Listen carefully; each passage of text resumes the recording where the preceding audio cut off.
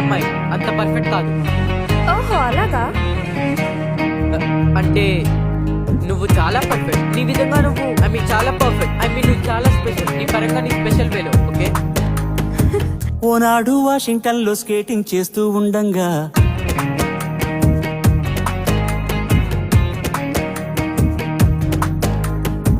మబ్బుల్లో జాబిలిలాగా నేనా పిల్లని చూశాగా,